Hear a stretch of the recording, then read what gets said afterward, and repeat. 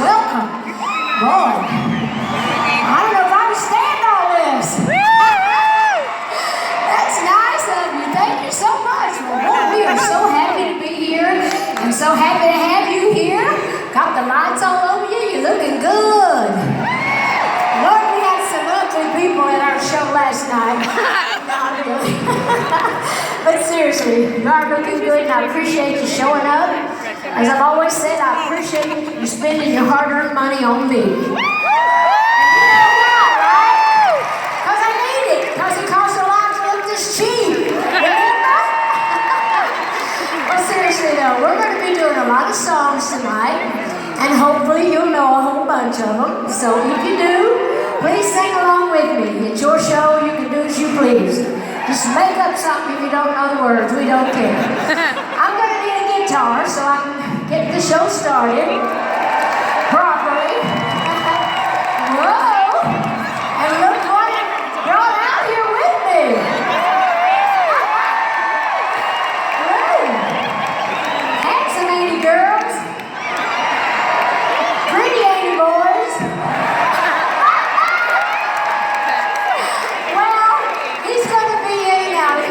Helping me with a lot of things and bringing me instruments and sets, and I thought he's just so good looking. I might as well make him useful as well as ornamental.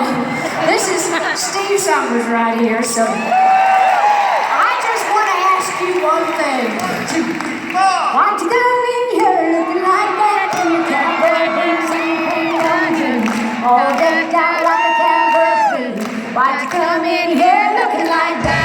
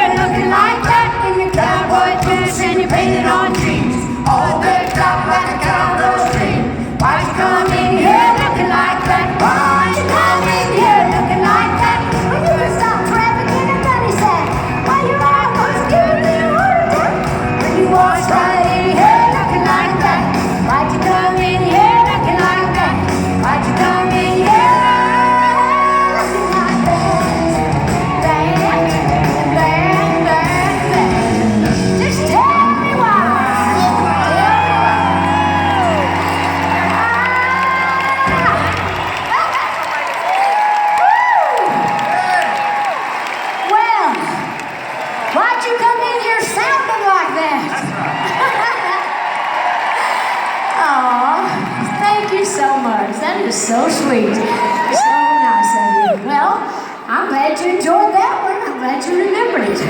I bet I know one you remember even better than that. It goes back even farther, too. One of my first big records that I wrote about an old gal that was trying to steal my old man. Well, she didn't get him, but she didn't like much. Her name was Dolly. Remember her?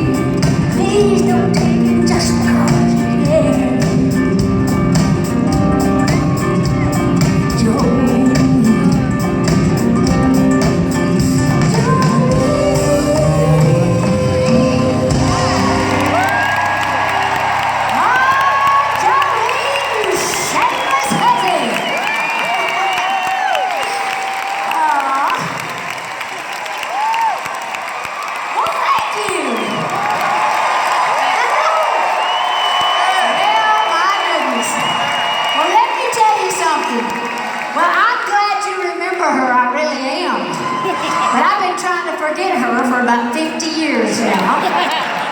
Because I write a lot of songs, and a lot of them are based on some truth. And that one really was about a gal that was working down at the bank when my husband and I first got married. Oh, she was a pretty thing, and I was so jealous of her. She had everything I didn't, like legs. She's tall, all that beautiful hair. My husband was spending too much time down at the bank, and I knew that we didn't have that kind of money yet. But he and his father were in the asphalt paving business. So he was down there talking to her one day. I went down there. I thought, why is he going in there so often? He said, well, I'm trying to get a deal on a tractor and a roller. I said, look, if you're trying to get a deal on a tractor and a roller, don't you think you should be talking to one of these hairy-legged men instead of the hometown beauty queen? So I said, I know you're an asphalt. This is going to be your ass and your fault if you don't get home. So, needless to say, he went home, and he stayed there for 50 years. We just got married again.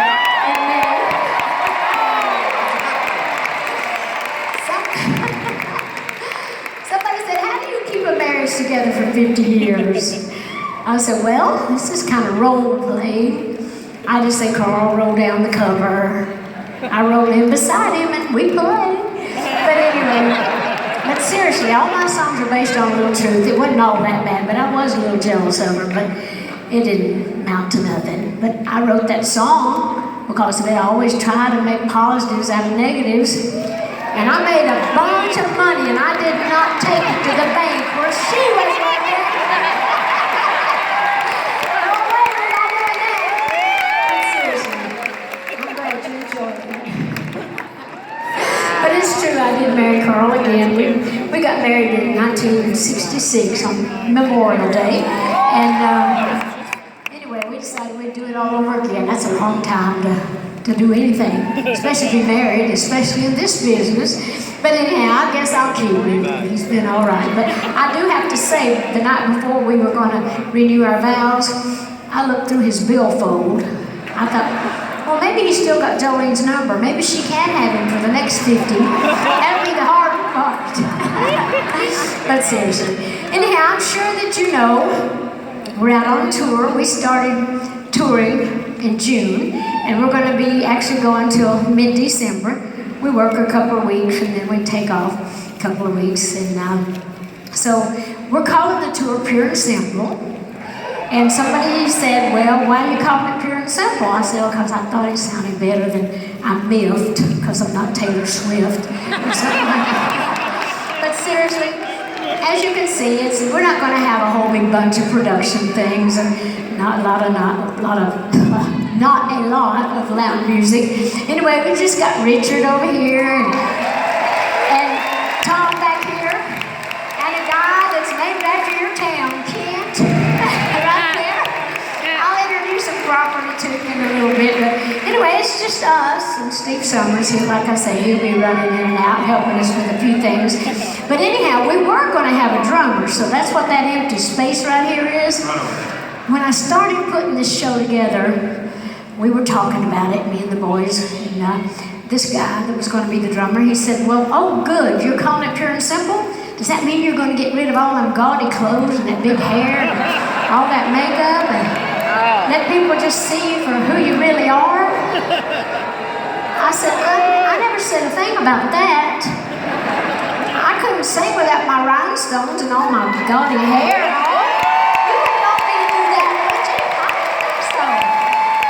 Well, that's what I told him too. I said, well, if that's how you feel about it, you just stay home.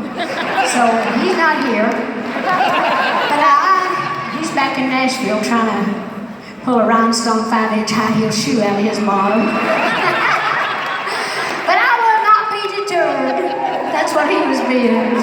So I thought, well, I need to have a little rhythm on a few things. So I asked Kent, I said, do you know where we can get a little drum machine, something to give us a little rhythm when we want it? So if you're hearing some things that you're not seeing, well, it's because this little bitty machine Kent helped me find, and it didn't cost me about $400 for the whole thing, as opposed to the $40,000 or so it would have cost me for the drummer.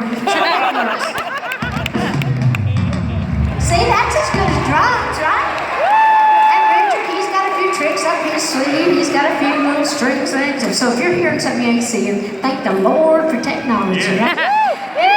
I'm going to sing the title song from our tour, but first of all, I need to step back here and get a little tissue, if you don't mind. I've been in my tour bus, and the air conditioner gives me the sniffles. You want to put this on eBay? Anybody? Celebrity DNA! Somebody probably buy it, wouldn't they? I don't know. Anyway, seriously, I do have a tendency. We travel. I live on my tour bus. I don't even check in hotel rooms. I live on that bus. And sometimes when the weather's been changing, we've been in Canada, so sometimes switching off between the air and the heat gives me kind of a little head cold. But thank the Lord it ain't a chest cold. That'd be like a giraffe with a sore throat, wouldn't it?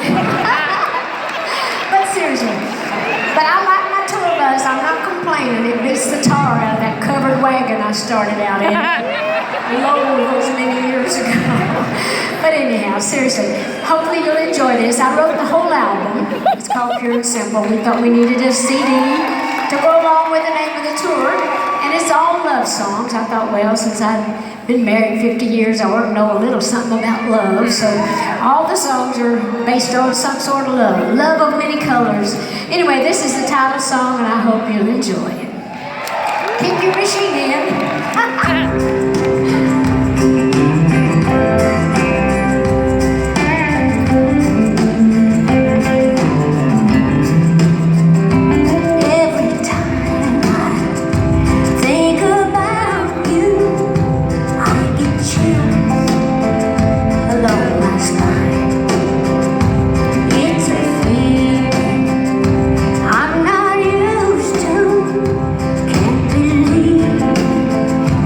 Really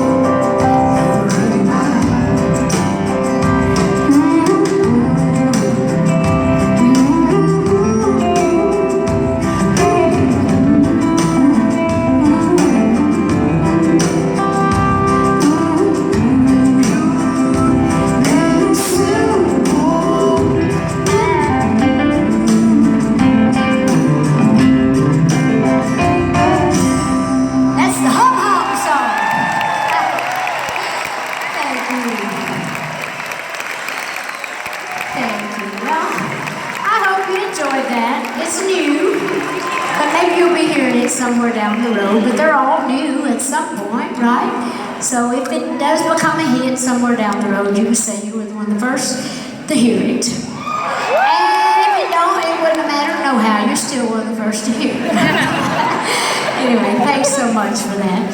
Well, I'm going to turn in my guitar and get this good-looking cowboy back out here.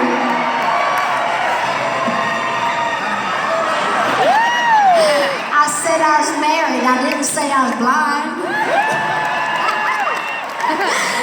Oh, thank you. Well, now I'm up here on my pedestal. Actually, I'm going to pretend like this is my front porch back home in the Great Smoky Mountains of East Tennessee. Didn't you folks ever been to the Great Smokies? Yeah. Well, it's a beautiful part of the country, just like Washington State is a beautiful place. Seattle's great. I think you should be proud of where you're from. Yes. You should be proud of your home, wherever your home is. You should be proud of yourself. You should never be ashamed of your family. You should be proud of who you are, whoever and whatever you are. Be you. That's all you got, right? Anyhow, you should never be ashamed of your religion either. I grew up in the country. My grandpa was a preacher, and it was in that little house of prayer where I learned to love the Lord and to believe that through God all things are possible. I still believe that to this day. And I have so many beautiful memories of my growing up days in the Smokies. I'm from a very large family. There's 12 of us kids. There's 6 girls and 6 boys. My poor mama had 1 on her and 1 in her for as long as I can remember. I always say we always kept our mom on a pedestal. That's about the only way we could keep Daddy away from her. But anyway, they loved each other and they loved us. We were just mountain people. We didn't have anything money could buy. But we had a lot of good stuff. Things that that money don't buy anyway, like love and kindness and understanding and acceptance. Anyway, I have so many people to thank for so many things in my life and so many precious memories that I often go back in my mind about. And I know that you all have your own precious memories, so I'm going to sing a song that kind of takes me back home. So while you're sitting there, just kind of gather up your own memories and sing, or just go along with me on this and find your own place and your own thoughts, okay? It goes like this. Precious memories, unseen angels, sent from somewhere to my soul. How they linger ever near me. Precious sacred scenes unfold. Precious Father, loving Mother, fly across the lonely years, and those old home scenes of my childhood in fond memory appears. Precious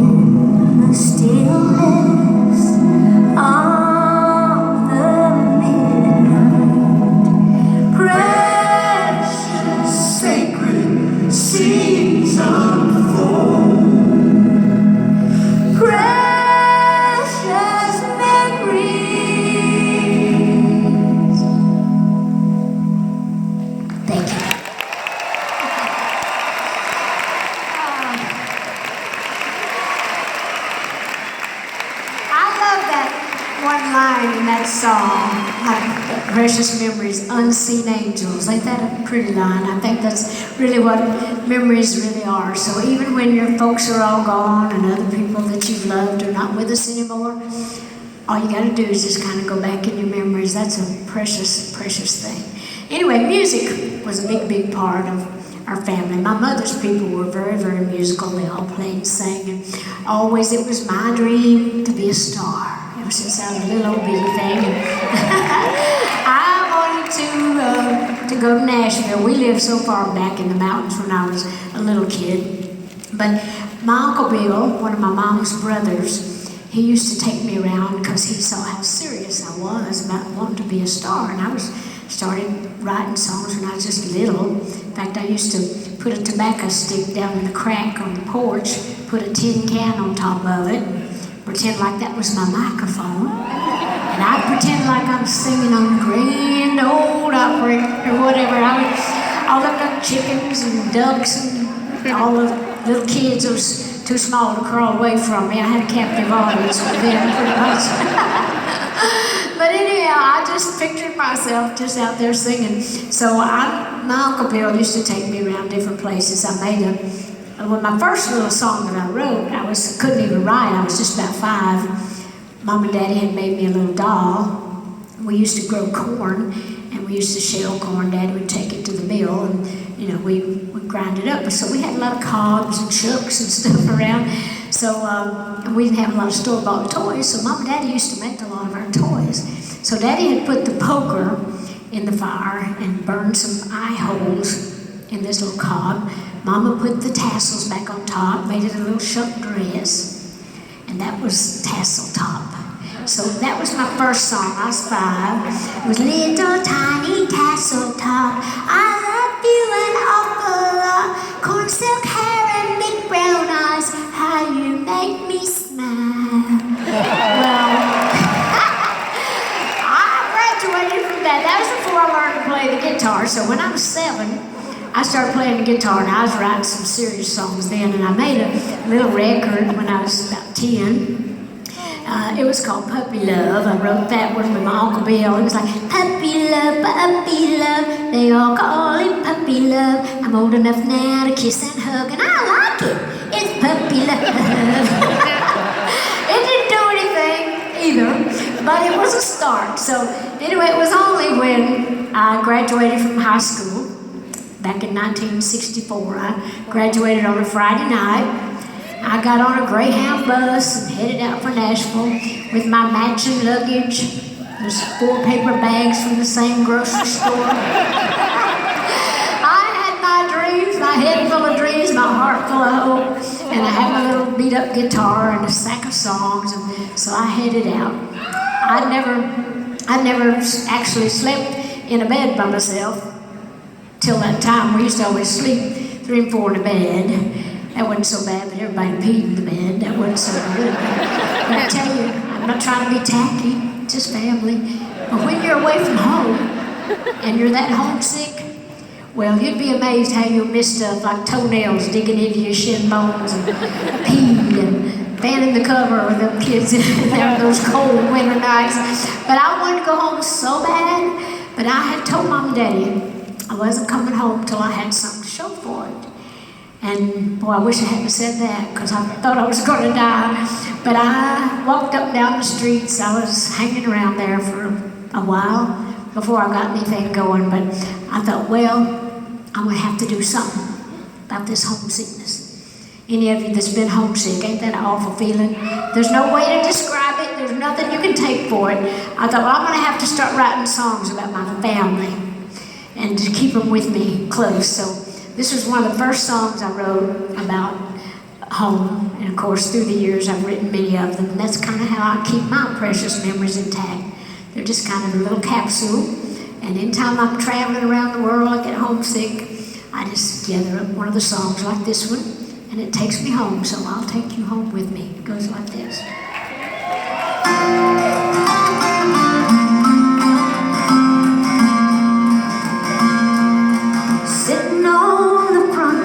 On a summer afternoon, in a straight back chair on 2 legs, leaned against the wall.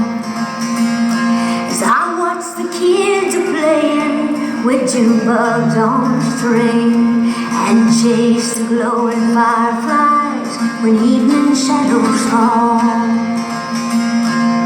In my Tennessee mountain home, life is as peaceful as a baby's sigh. In my Tennessee mountain home, crickets sing in the fields nearby.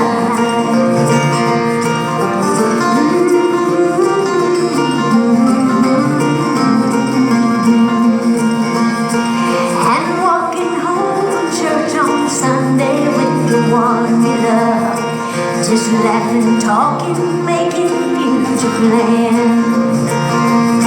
When you see the folks ain't looking, well, you might steal a kiss or two while you're sitting in the porch swing holding hands.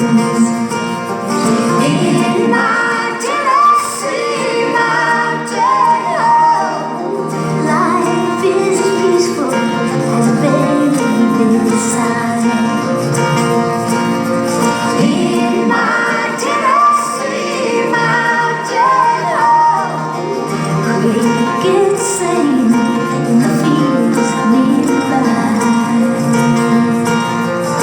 In my Tennessee mountain home.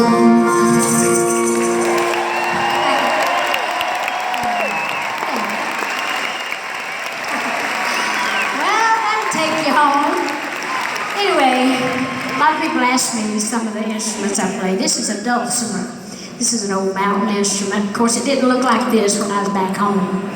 This gives me something to do while I'm traveling around on that tour bus. I just paint up my stuff and stick rhinestones on it. Like I say, I never leave a rhinestone unturned. But anyhow, I appreciate that. Oof, sorry. I've got my hair hung in my lip gloss. So if you see me pulling my hair, don't worry about it. It ain't gonna hurt me a bit. Some little woman in Korea might be screaming her head off. Or maybe this is the European hair, I'm not sure. It's mine now. Oh, but anyhow, seriously, I loved my home, I loved my people, and I have written so many songs about them. And I'm sure that you folks know, if you're blessed with a good mama, if you're lucky enough to have a good mama, that is one of the greatest gifts